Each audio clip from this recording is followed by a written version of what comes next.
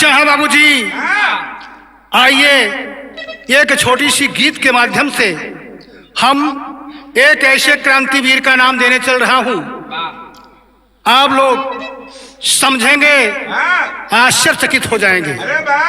वह नौजवान जो हमारे शोषित समाज का, खासतौर बहुजन समाज का, जिन्होंने माननीय डॉक्टर भीमराव अंबेडकर के बाद कदम बढ़ाया, यही शोषित और गरीब बहुजन समाज के लिए। वो कौन सा नौजवान था, हमारे बीच में आज नहीं है। उनके साथ क्या किया गया, उस हकीकत को समझें, उस इतिहास को समझें। जैसा कि अशोक सम्राट मौर्य वंश का वह लड़का जो एकदम नौजवानी हालत में गोली का शिकार हुआ, उनका इतिहास है, कहां जन्मे, कहां पढ़े और कैसे अपने कदम को बढ़ाया। तो लेकिन कहना पड़ा, कहना क्या है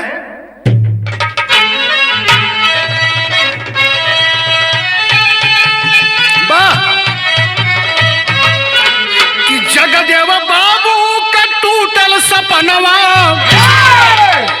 जगदेव बाबू का टूटल सपनवा, अरे मनवा कया सना पुराइल हो। अब बाबू गोलिया से गईले, बाबू गोलिया से गईले, अरे भुनाइल हो, बाबू गोलिया से गईले।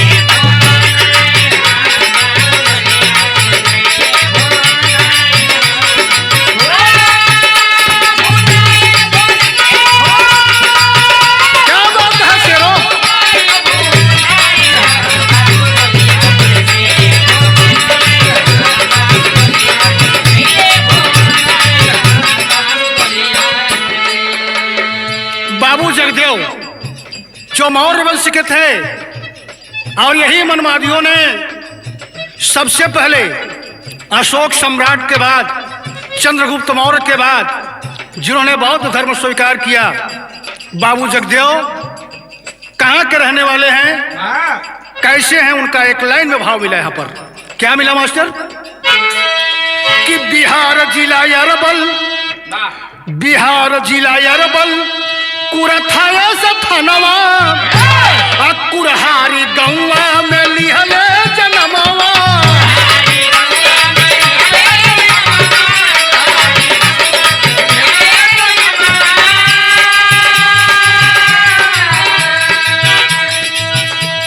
नारायण गनवा में सुरजू किरनिया,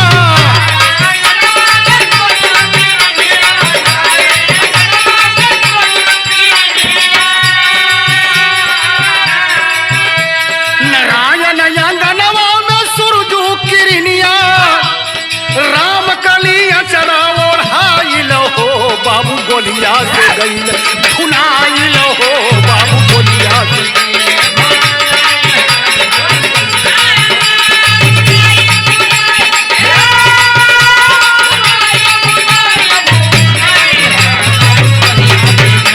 क्या बात है दोस्त,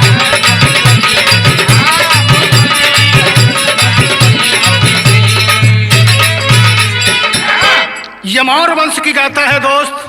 और आज हमारी समाज, खास तौर यह मौर्य वंश कहाँ जा रही है, इसलिए अपने गीत के माध्यम से मैं पंचम लाल यादव आप सबको आगाह करना चाहता हूं। समाज को आगे बढ़ाने का काम जिसने किया, उनका नाम है जगदेव बाबू।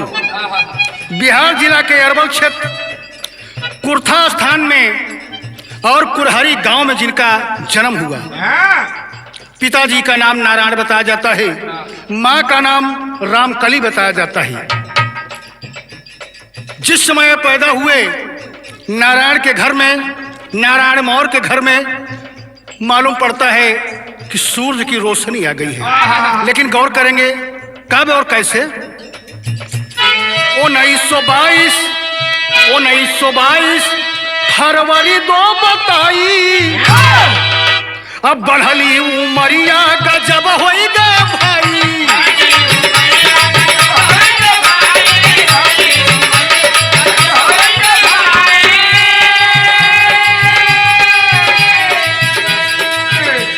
शोषित गरीबवन के कैले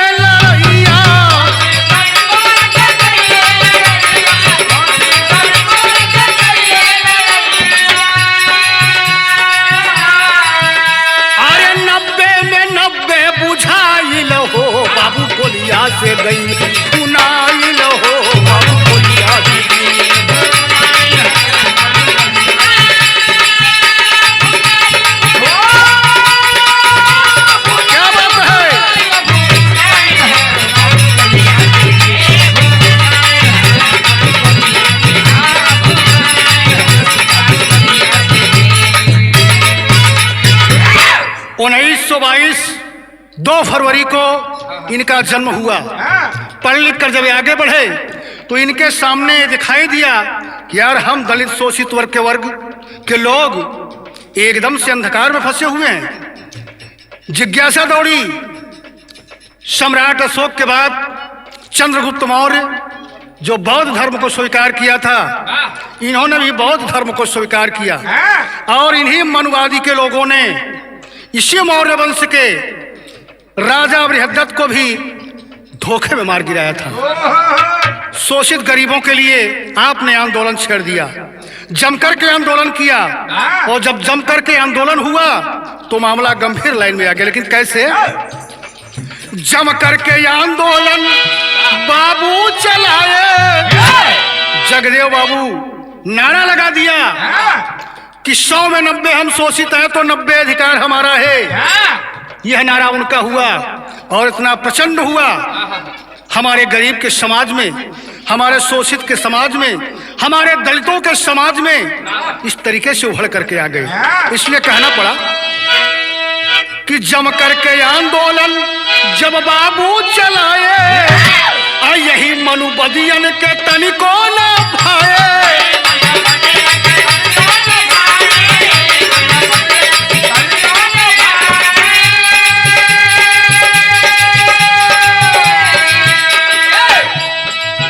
बढ़ल आंदोलनवा में धोखा हो गईले,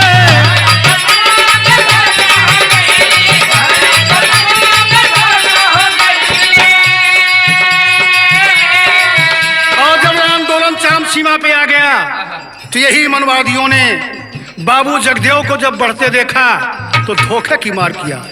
कैसे किया? कहना है, बढ़ल आंदोलनवा में धोखा हो गईले,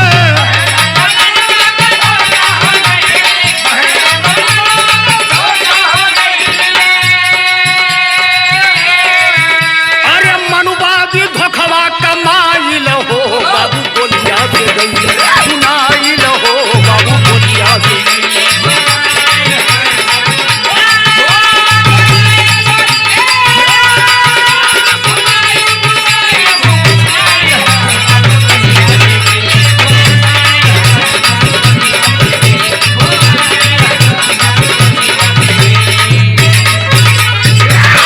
बाबूजी ये मनवादी के लोग बाबू जगदेव को तिरस्कार करना चालू कर दिया, इनकी घेराबंदी चालू कर दिया। देखिए हमारे समाज की बात है, आज भी हमारे समाज में क्या हो रहा है। हम जब तक कथा भागवत कीर्तन दुर्गा पूजा का आवरण करते रहेंगे तब तक हमें आप परेशान रहेंगे। इसलिए हमें आपको आगे आना पड़ेगा, एक कैडर बनाना पड़ेगा। उस समय की घटना क्या है? 1974 5 दिसंबर की घटना है। बाबू जगदेव जी कहीं जा रहे थे, जिस पेट्रोल पंप पे हमेशा तेल लिया करते थे वहां पहुंच गए। तेल लेकर गाड़ी में जैसे बैठना चाहते हैं, उनके एक दोस्त थे जो ठाकुर जात के रहने वाले थे, काफी दोस्त थे, महान दोस्त थे। उन्होंने कहा बाबू जगदेव जी 5 दिसंबर को जो आप कार्यक्रम करने जा रहे हैं वहां मत जाइए। बाबू जगदेव ने किया कहा मैं जरूर जाऊंगा, एक दिन तो सबको जाना पड़ेगा, कुछ भी होगा लेकिन मैं जाऊंगा। लेकिन यह क्या है, उस समय हमारे देश में सबसे सुपर चेयर दिल्ली की जो है सम्माननीय माननीय इंदिरा गांधी, भारत की प्रधानमंत्री, उन्होंने बाबू जगजीवन राम को भेजा कि जाकर बाबू जगदेव को समझा दो, मैं उन्हें भारत सरकार में राज्यसभा का सदस्य बना के रखूंगी, लेकिन जो आंदोलन चला रहे हैं इस आंदोलन को बंद कर दें। इतना भारी भीड़ उमड़ कर जा रही है। बाबू जगजीवन राम आए बताए, लेकिन बाबू जगदेव की बात को, जगजीवन राम की बात को सुनकर जगदेव जी ने इनकार कर दिया। लेकिन जालसाजी की गई। उस मीटिंग के लिए तत्काल एसपी को बताया गया, लेकिन एसपी ने इनकार कर दिया। इंदिरा गांधी ने एक दूसरा एसपी भेजकर बात को तय कर लिया। तो कहना पड़ा, कहना क्या है,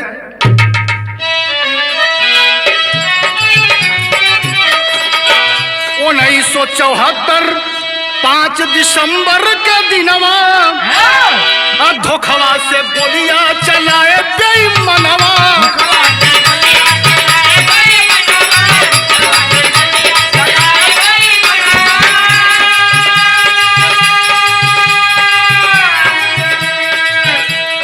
1974 5 दिसंबर को बाबू जगदेव जब मंच पे बैठे हुए हैं, मंच पे चढ़कर अपना भाषण दे रहे हैं, अपार जनसमूह है, अपार भीड़ लगी हुई है। उसी समय पुलिस के नौजवान पहुंचते हैं, मना करते हैं, लेकिन ताबड़तोड़ होता क्या है? यहाँ इशारा किसका था? यही मनवादियों का इशारा था, जो आज भी हमारे आपके पीछे लगे हुए हैं। लेकिन कैसे कि इंद्रा इशारा के एसपी जी पवले,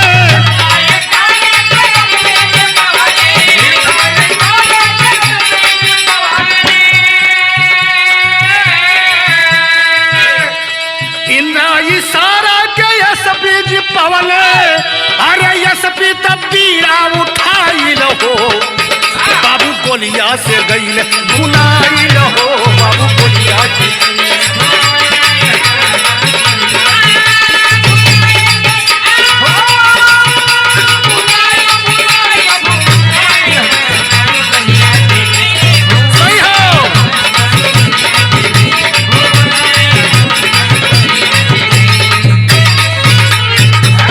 बाबूजी। प्रमाण मिलता है इतिहास में कि मंच पर चढ़कर पुलिस वालों ने बाबू जगदेव के सीने में अपनी सर्विस रिवॉल्वर से गोली दाग दिया।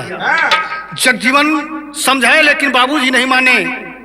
इधर इंदिरा का इशारा हुआ, पुलिस के जवानों ने अपना काम कर लिया। इतना बताया जाता है, धरती पे गिर पड़ते हैं, उन्हें जबरदस्ती गाड़ी में लाद कर थाने में ले जाया जाता है।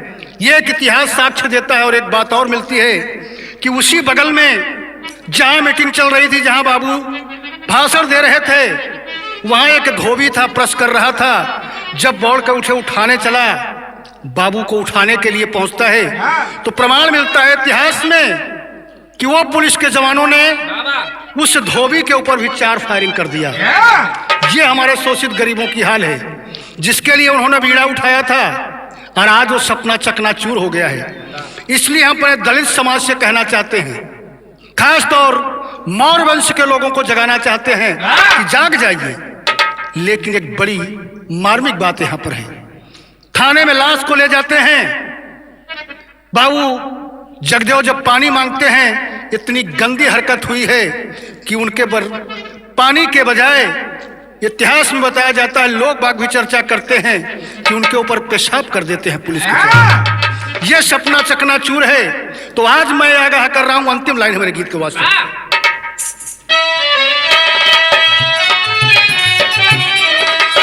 कहे यादव पंचम, कहे यादव पंचम, छोड़ दिहले जहनवा, अब पूरा कर बहुजन जीवन कर सपनवा।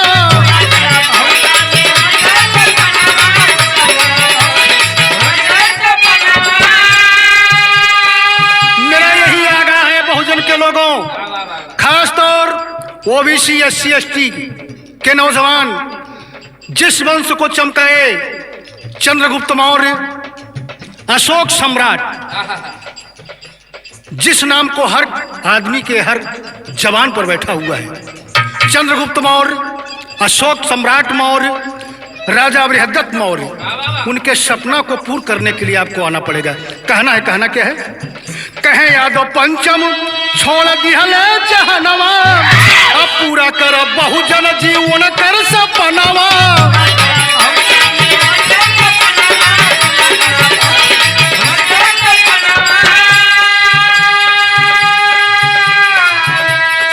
नहीं अंदेशा हम देबै संदेशा,